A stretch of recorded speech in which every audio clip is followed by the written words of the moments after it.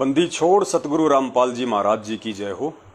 परमपिता परमेश्वर जी की आप सभी प्यारी आत्माओं को मुझ पवन दास का सत्साई।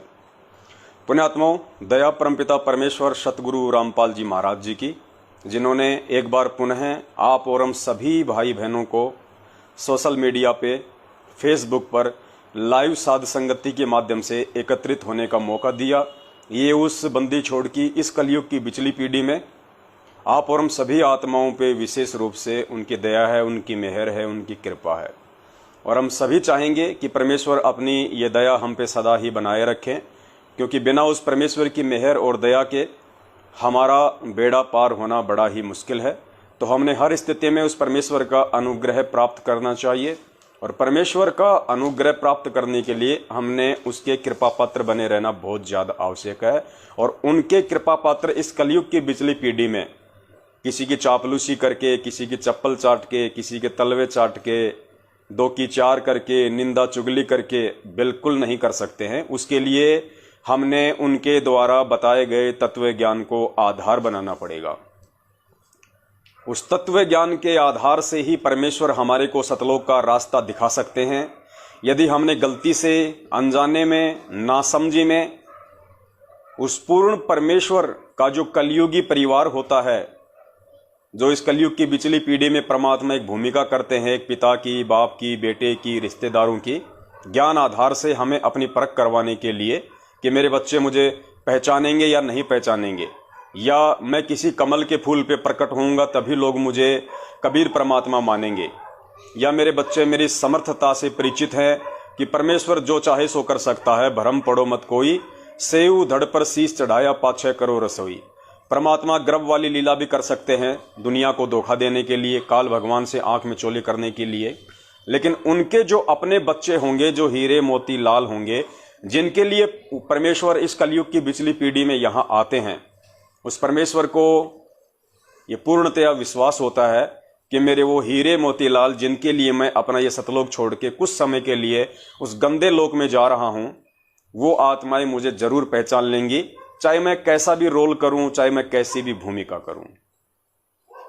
अभी हमारे एक भगत भाई का सवाल था, और उन्होंने कहा कि भगत जी, यदि सतगुरु रामपाल जी महाराज जी ही पूर्ण परमेश्वर हैं, पूर्ण परमात्मा हैं, तो जाहिर सी बात है भगत जी सतलोक में भी यही परमात्मा बैठे होंगे, इसमें तो कोई दो राय नहीं है।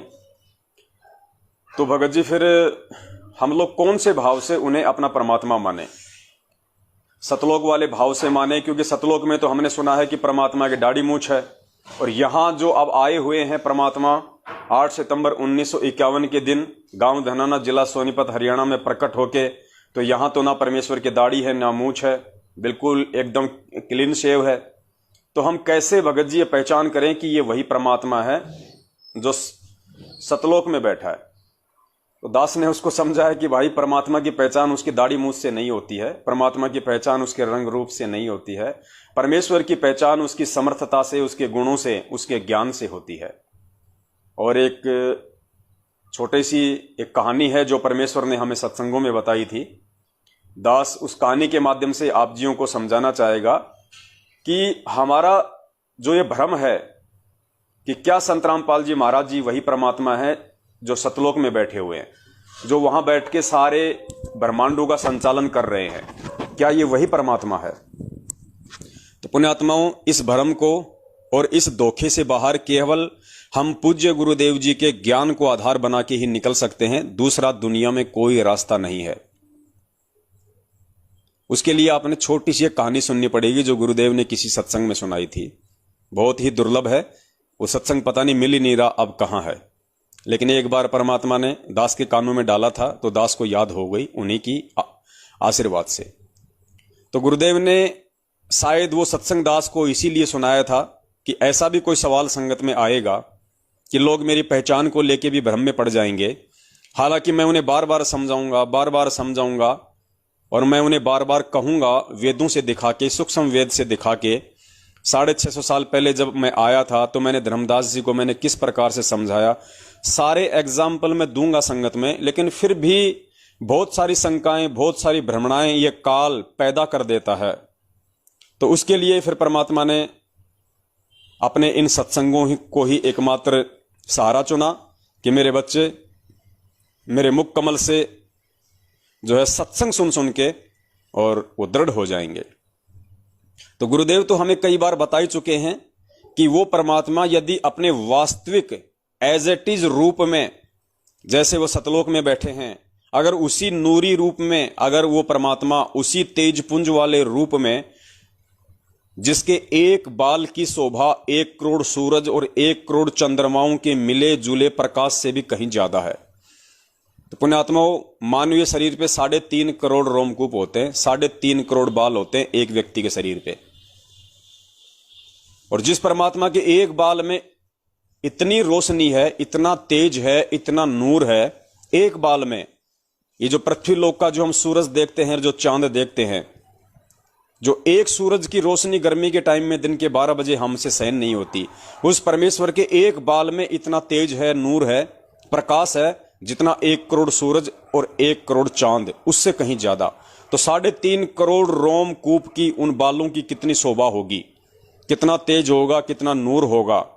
तो वो हम अपने इन जो ये आंखें जो है हमारी जो हैं, जिनको चरम दृष्टि कहते हैं, इनसे हम नहीं देख सकते, इम्पॉसिबल। किसी भी तरह से उसको आभास करने के लिए, उसको देखने के लिए हमारी को दिव्य दृष्टि चाहिए, उस परमात्मा की पावर चाहिए, शक्ति चाहिए।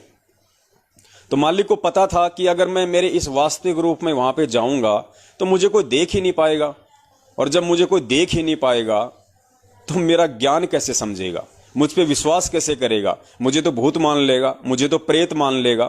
क्योंकि काल ने ऐसी भ्रमणाएं फैलाई रखी हैं, दुनिया भर के लोगों में प्रेत आते रहते हैं, भूत आते रहते हैं, पित्र आते रहते हैं, ऐसे ही डांस करवाते हैं, तो सोच लेंगे कि ये भी कोई भूत है, कोई प्रेत है।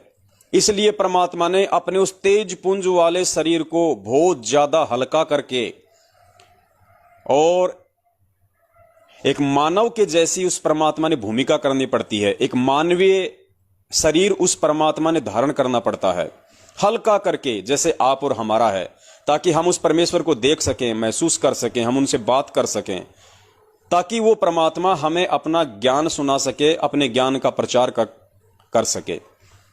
इसलिए उस परमात्मा को मजबूरीवश एक हल्का मानवीय शरीर धारण करना पड़ता है, आप और हमारे जैसा, हमें ज्ञान समझाने के लिए।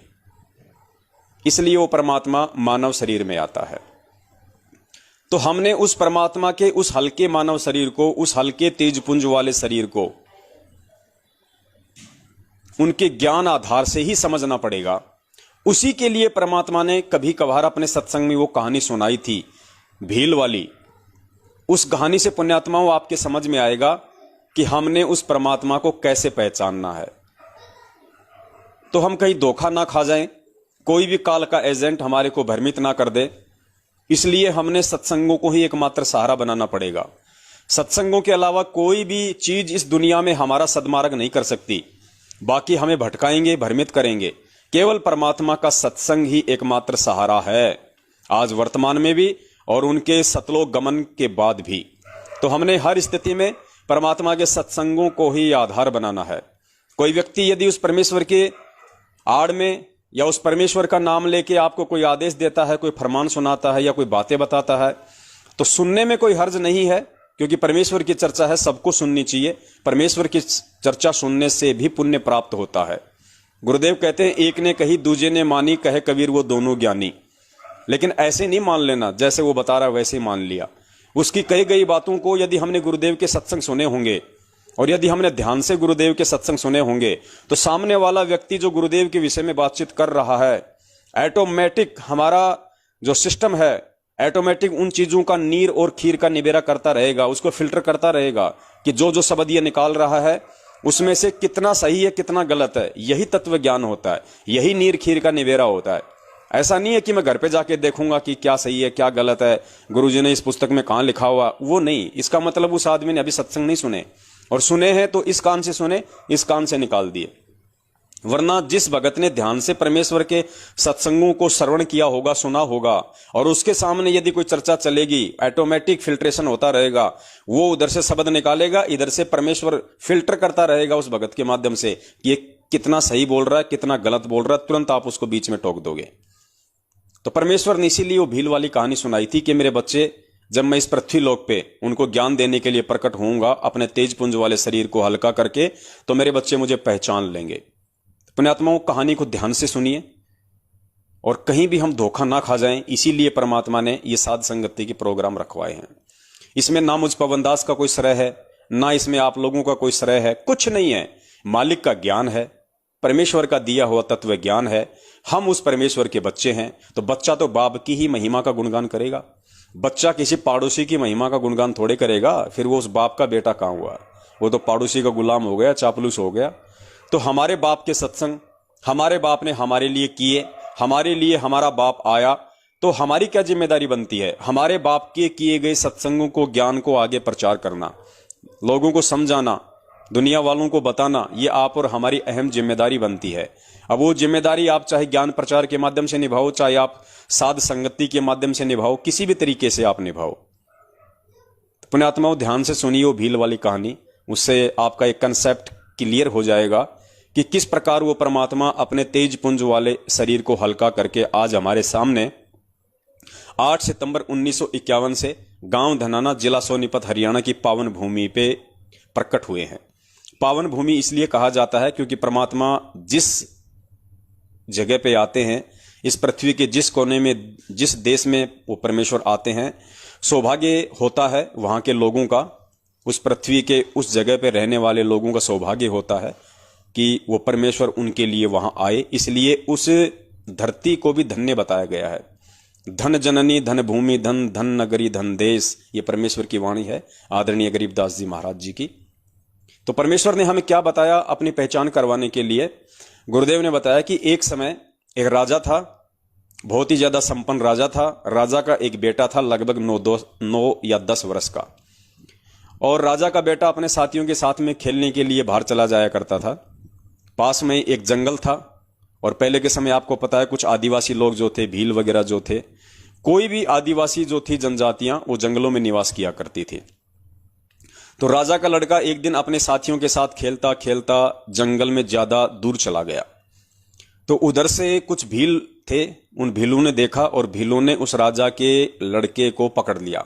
बाकी जो साथी थे वो वहां से भाग लिए अपनी जान बचा के। राजा का लड़का नहीं भाग पाया, या भागने की कोशिश की होगी, लेकिन वो भीलों के हाथ आ गया। तो भीलों ने उसे पकड़ा और अपने राजा के पास ले गए। उनका जो सरदार होता था, और ज्यादा जंगल में चले गए जहां उनकी बस्तियां होती थी। तो भीलों के राजा ने, भीलों के सरदार ने देखा कि लड़का बहुत ही ज्यादा सुंदर है, और उनके वहां पे एक परंपरा हुआ करती थी। अब दास जो भील शब्द का यूज कर रहा है, तो कोई भील जो समाज के लोग हैं, भील जो जाति के लोग हैं, वो ये ना सोचें कि भाई ये हमारे जो है ये पूर्वजों के विषय में बोल रहा है। एक आधे भगत का दास के पास फोन आया था पहले भी, क्योंकि परमात्मा ने पहले भी इस कहानी का जिक्र करवाया था। तो उसने कहा कि भगत जी, आपने ये कहा कि भील लोग थे ऐसे, वो बलि दिया करते थे, हमारे पूर्वज ने तो ऐसा नहीं किया कभी। अरे भैया, भील से समझो आदिवासी लोग, क्योंकि भील जनजाति के लोग पहले जंगलों में रहा करते थे, उनको आदिवासी कहा जाता था। ठीक है, तो आप लोग अपने ऊपर ना लेना कि ये हम हमारे लिए कह रहे हैं। वर्तमान में जो भील जाति है उनके लिए मैं नहीं कह रहा, पहले तो हम लोग भी ऐसे थे। हम कौन से जो है मतलब मास्टरमाइंड थे, हमारे पूर्वज भी तो ऐसे थे, आदिवासी टाइप ही थे। ये तो धीरे धीरे परमेश्वर ने दया की, इस कलयुग में टेक्नोलॉजी दी, शिक्षा दी, तो लोगों को थोड़ा बहुत कोई स्तर सुधरा है, वरना सभी आदिवासी थे। हम आदिवासी ही थे। हम चाहे कितने ज्यादा टेक्नोलॉजी युक्त बन जाएं, कि हमने कितने हेलीकॉप्टर बना लिए, एरोप्लेन बना लिए, अगर हमारे को उस परमेश्वर के विषय में ज्ञान नहीं है तो पूरी दुनिया आदिवासी है। 21वीं सदी की टेक्नोलॉजी युक्त दुनिया भी तब तक आदिवासी है जब तक उसको परमेश्वर के विषय में जानकारी नहीं होगी। क्योंकि इस मानव शरीर का मुख्य मकसद, मुख्य ध्येय केवल यही होता है कि उस परमेश्वर की जानकारी और परमेश्वर की भक्ति करके यहां से अपना आत्म कल्याण करवाना। और उसकी जानकारी के बिना पूरी दुनिया आदिवासी है। अब उसमें साइंटिस्ट भी आ गए, उसमें राष्ट्रपति और प्रधानमंत्री भी आ गए, उसमें सब आ गए। तो भीलों के सरदार ने सोचा कि भाई लड़का बहुत सुंदर है, और उनकी एक परंपरा थी, उनकी देवी थी, उसको वो लोग बलि चढ़ाया करते थे जब भी उसका त्योहार आता था, कि देवी खुश होगी, ऐसी उनकी अपनी धारणा थी।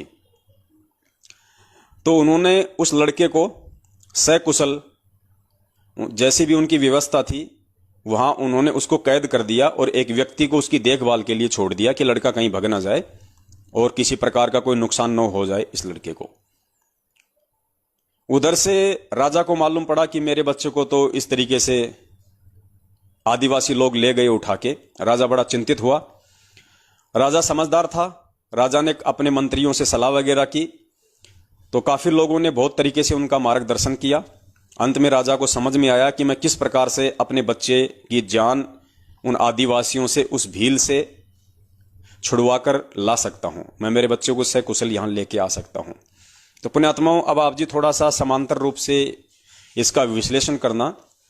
वो जो आदिवासी था उनको समझना आप काल भगवान, वो आदिवासी आप जी काल भगवान को समझना, और वो राजा समझना आप उस कबीर परमेश्वर को, और जो बच्चा उसकी पकड़ में आ गया था वो हम सतलोक की आत्माएं हैं, जो हम उस ज्योति निरंजन के साथ में खेलते खेलते उसके चक्कर में आ गए थे वहां पे, और परमात्मा से दूर निकल गए थे हम। और फिर इस भील रूपी निरंजन ने हमारे को पकड़ के कैद कर लिया हमारी बलि चढ़ाने के लिए, गधा कुत्ता सूअर बनाने के लिए। तो फिर उस राजा को तो टेंशन होनी थी, बाप को तो चिंता होगी जब उसका बच्चा उसके हाथ से छूट गया। तो बाप बड़ा चिंतित हुआ, राजा बड़ा चिंतित हुआ। उसने सलाह मंत्रणा की। तो अंत में राजा ने डिसीजन लिया कि जितना जल्दी हो सके, राजा को मालूम पड़ा कि उनकी जो देवी का त्योहार है वो लगभग 1 महीना है उसका।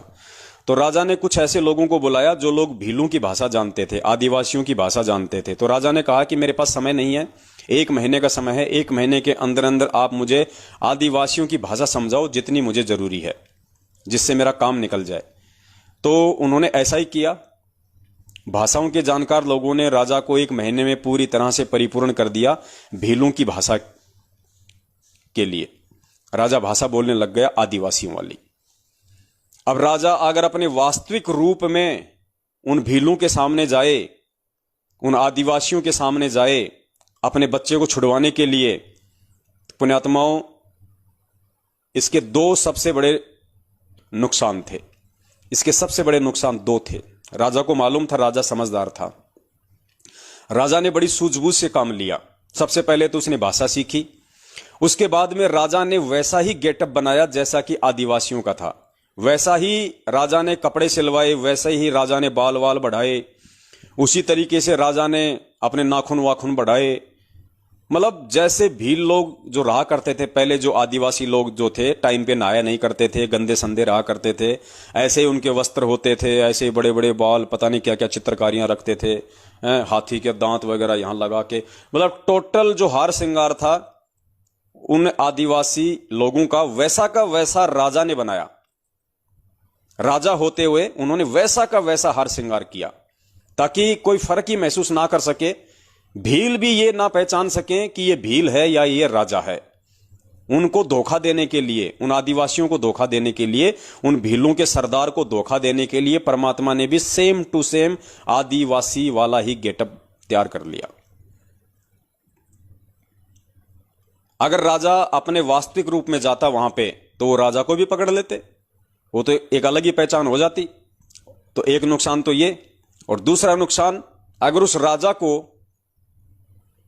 मान लीजिए आदिवासी भी ना पहचान पाते, लेकिन जब वो बाप अपने बेटे के सामने जाता तो बेटा तो नासमझ था, मंदबुद्धि था, वो तो अपने बाप को देखते ही रोने लग जाता, वो तो चिल्लाने लग जाता, तो वो पकड़ में आ जाता, मालूम पड़ जाता भीलों के राजा को कि ये तो इसका बेटा है, तो वो भी मरता और वो भी मरता, दोनों के दोनों मरते।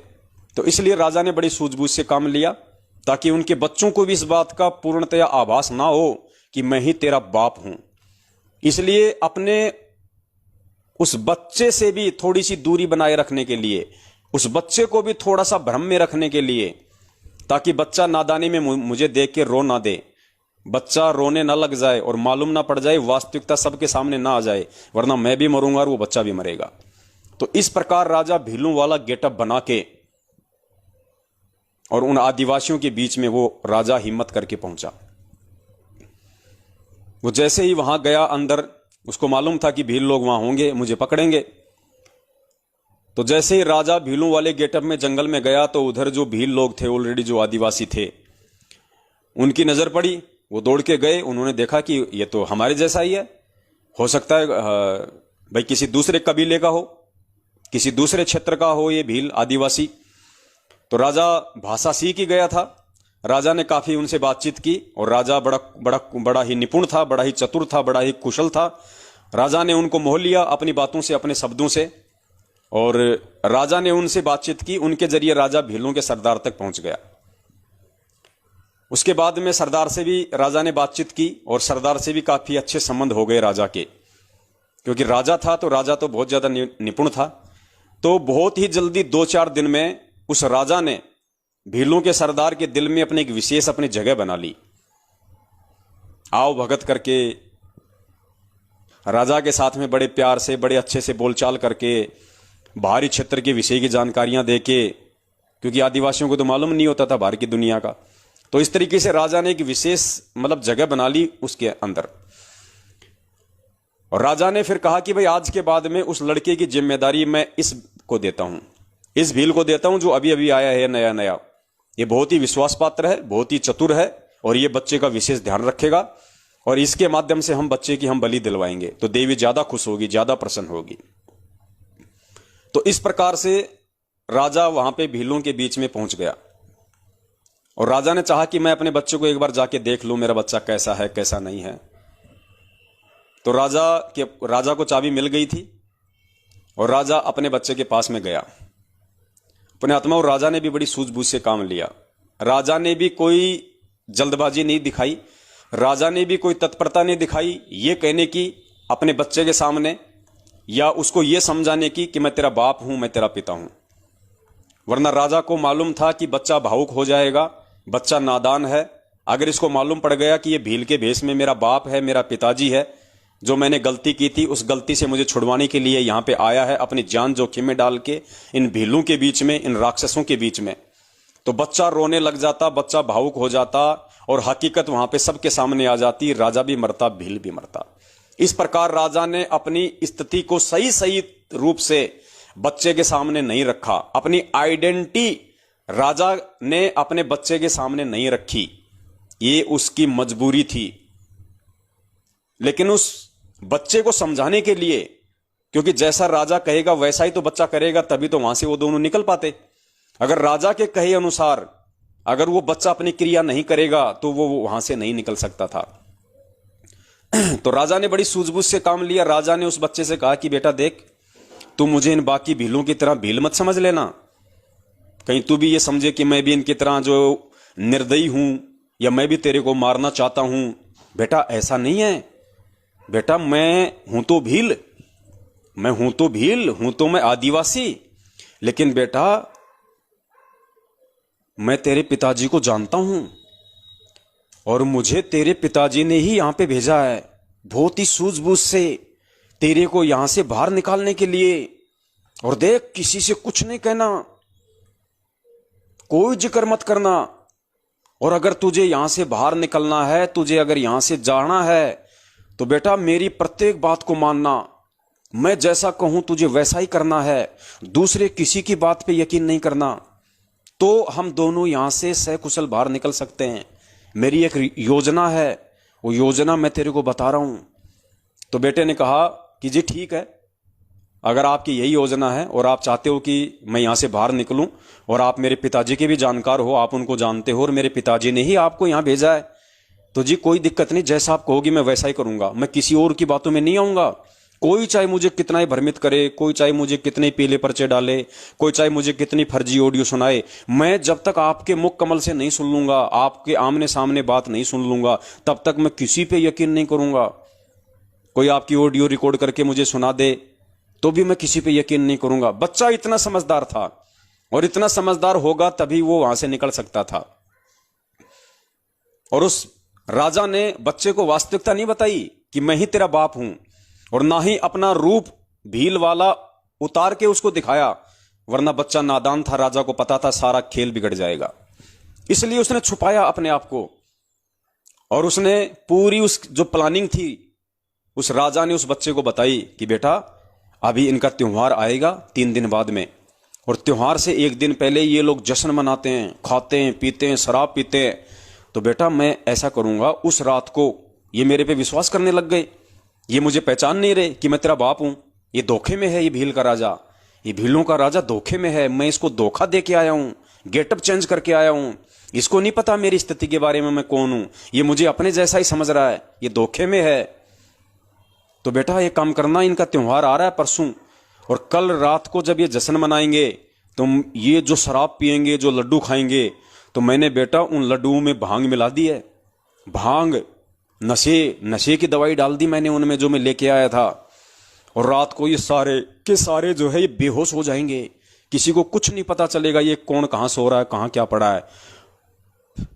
और तू बिल्कुल चौकन्ना रहना, तू सो मत जाना उस दिन, कहीं तू सो जाए फिर मैं चिल्लाऊं तेरे को जगाने के लिए। और मैं चुपचाप से आऊंगा तेरे पास में, और मैं चाबियां खोलूंगा, और बिना किसी आवाज के चुपचाप जैसा मैं संकेत करूं वैसे वैसे मेरे पीछे पीछे चलते रहना। दौड़ने के लिए कहूं तो दौड़ लगा देना, चुप रहने के लिए कहूं तो चुप रहना। जी ठीक है, क्योंकि बच्चे को भी असल में वहां से बाहर निकलना था। उसको भी मालूम पड़ चुका था कि मैंने बहुत बड़ी गलती कर दी है इन भीलों के हाथ लग के।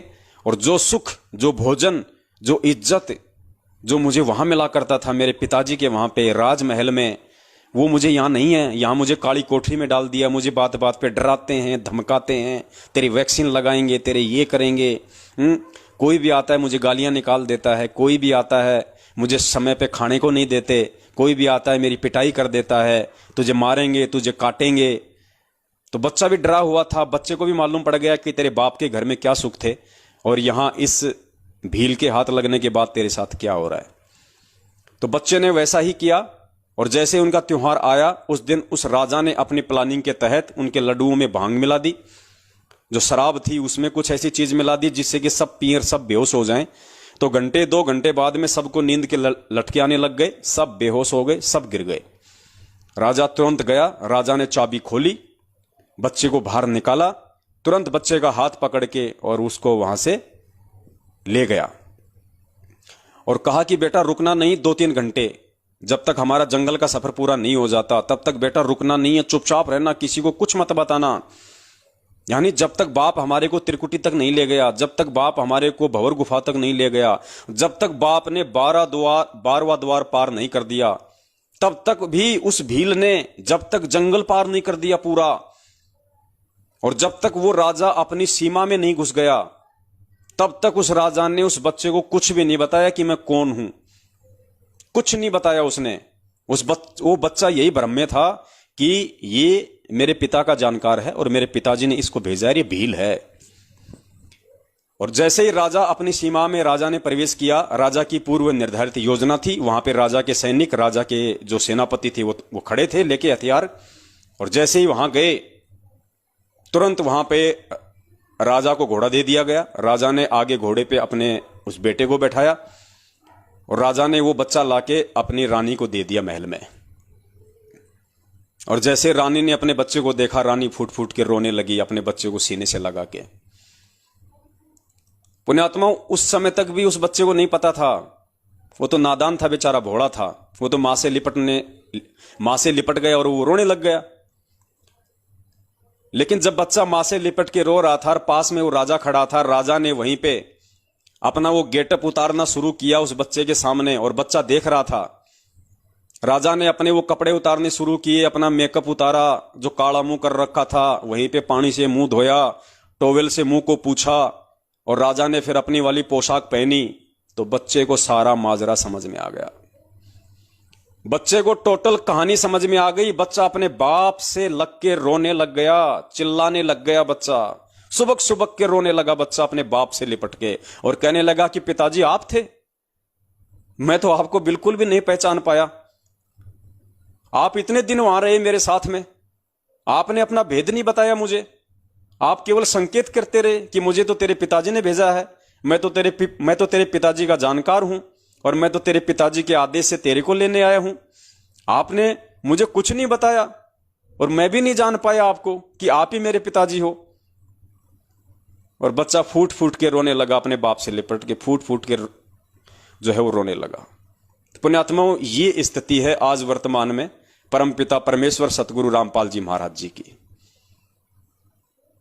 इस प्रकार से वो कबीर परमात्मा आज आप और हमारे लिए इस पृथ्वी लोक पे वो सारे कष्ट, वो सारे दुख उठा रहा है परमात्मा। वो परमात्मा हमारे लिए एक भील बन रहा है, एक आदिवासी बन रहा है परमात्मा। हमारे लिए वो समर्थ राजा इस काल के लोक में आके लोगों की गालियां खा रहा है, लोगों की पिटाई सहन कर रहा है वो परमात्मा। और हम मंदबुद्धि उस परमेश्वर को पहचान नहीं पा रहे। हम कह रहे हैं कि ये तो आदिवासी है, ये तो भील है, लेकिन वो भील नहीं था, वो परमात्मा था। वो जानबूझ के अपनी पहचान नहीं करवा रहा था। तो ये गुरुदेव आज हमें जानबूझ के अपनी पहचान नहीं करवा रहे, लेकिन इन्होंने अपने सत्संगों के माध्यम से हमें कोई कमी नहीं छोड़ी बताने में कि बेटा मैं ही तेरा बाप हूं, मेरे पे यकीन कर, और जैसा मैं कहूं वैसा तू यहां पे करेगा, वैसी क्रिया तू करेगा तो सफल होगा। अगर मेरे कहे अनुसार नहीं चला, जरा से भी तूने कोई त्रुटि कर दी मेरे वचन में, मेरे सत्संग में, मेरे परिवार वालों के कहने से, मेरे भाई बंधुओं के कहने से, इन कॉल एजेंट कोऑर्डिनेटरों के कहने से, तो बेटा मेरी सारी की सारी जो प्लानिंग है वो फेल हो जाएगी। और मैं जिस मकसद के लिए आया हूं तुझे इस भील की कैद से निकलवाने के लिए, मेरा मकसद अधूरा रह जाएगा। तू तो मरेगा सो मरेगा, मेरा भी मिशन फेल हो जाएगा। तो इसलिए पुण्यात्माओं, ये वही कबीर परमात्मा है जो अपने तेज पुंज के शरीर में सतलोक में बैठा हुआ है, और हल्का तेज पुंज का शरीर बना के उस आदिवासी की तरह वो राजा आप और हमें यहां से निकालने के लिए, क्योंकि उस परमेश्वर को हमारी बुद्धि के लेवल का पता है कि हमारे अंदर कितनी बुद्धि है, हम कितने ज्ञानवान हैं। इसलिए परमेश्वर अपने आप को छुपाते हुए, अपने आप को एक गांव धनाना, जिला सोनीपत, हरियाणा का रामपाल जाट बताते हुए, अब ये जाट की औकात नहीं है, हिंदुस्तान की किसी जाट की औकात नहीं है जो शास्त्रों को खोल के बता दे। यहां पे तो शास्त्रों के ठेकेदार ये पंडित बने फिरते हैं जो काशी और नालंदा से जो पढ़ पढ़ के आए थे, जो यहां पे चोटी बढ़ा बढ़ा के अपने आप को जो सर्वज्ञानी साबित किए बैठे थे। यहां तो शास्त्रों को पढ़ने और पढ़ाने का ठेका ही पंडितों ने लिया था, ब्राह्मणों ने ले रखा था, नकली संतों ने ले रखा था। जाटों को तो पढ़ने का अधिकार भी नहीं था। तो जाटों की क्या औकात कि जाट किसी शास्त्र को दिखा दे, पढ़ा दे, और जाट वो गलतियां भी निकाल के रख दे जो गलतियां उन चुंडित मुंडित चारों वेदों के ज्ञाता शास्त्रों ने कर दी। जो श्रीमद् भागवत गीता को लिखने वाले वेदव्यास जी ने भी क्या क्या त्रुटियां कर दी, वो गलतियां भी वो हरियाणा का जाट बता रहा है। तो पुण्यात्माओं समझो, वो आदिवासी नहीं है, वो हरियाणा का जाट, वो किसी इंद्रो माई के पेट से जन्म लेके नहीं आएगा। वो परमेश्वर है, वो परमात्मा है। उसके बहुत सारे रीजन हैं। उसने भील को भी धोखे में रखना है, उसने अपने बच्चे को भी अपनी वास्तविकता सही सही नहीं बतानी है, वरना उसका काम बिगड़ सकता है। इसलिए वो परमेश्वर अपने आप को छुपा रहे हैं। यहां पे आप और हमारे जैसे एक आम व्यक्ति के रोल में आए हैं यहां परमात्मा। लेकिन पुण्यात्माओं, अब यदि हम नहीं समझेंगे उनके इशारों को, और इशारों को हम उनके उसी समय समझ सकते हैं जब वास्तव में हमें मालूम पड़ जाए कि मैं इस काल की कैद में हूं और मेरे साथ यहां पे बहुत ही ज्यादा ज्यादतियां हुई हैं, गधे कुत्ते सूअर के इसने मुझे जीवन दिए हैं। यानी कहने का मतलब है, उस बच्चे की तरह जब तक हम यहां से निकलना नहीं चाहेंगे तब तक वो बाप भी कुछ नहीं कर सकता। अगर वो बच्चा ही मान लीजिए उन भीलों के साथ में रम जाता, उन भीलों के बच्चों के साथ में खाना खेलना हंसी मजाक करने लग जाता, उन्हीं को अपना घर बना लेता, सोचता मैं तो यही ठीक हूं, मैं वहां नहीं जाऊंगा, यहां तो मेरे यार हैं, मेरे दोस्त हैं, मुझे खाने पीने की कोई दिक्कत नहीं है, वो बच्चा अगर यही मान लेता तो बाप उसको कैसे निकाल के लेके आता। तो पुण्यात्माओं, हमने इन चीजों को अब समझना पड़ेगा। और 8 सितंबर 1951 के दिन जो ये परमेश्वर आप और हम सभी के लिए यहां पे प्रकट हुए हैं, अपने तेज पुंज के शरीर को हल्का करके, अब हमने धोखा नहीं खाना है पुण्यात्माओं। ऐसा कोई सबूत, ऐसा कोई प्रमाण इस परमेश्वर ने दिखाने में कसर नहीं छोड़ी है जो ये साबित ना करता हो कि संत रामपाल जी महाराज जी ही पूर्ण परमात्मा है। और पूर्ण परमात्मा है तो पूर्ण परमात्मा किसी मां के गर्भ से नहीं आएगा। इस चीज को भी हमने अपने दिलो दिमाग में बैठा लेना है। मस्तक लाग रही मारे गुरु चरण की दूर, मस्तक मारे गुरु चरण की दूर, मस्तक जब ये धूल चढ़ी मस्तक पे, जब ये धूल धूलिता हो गई दूर, मारे गुरु चरणा की दूर ईड़ा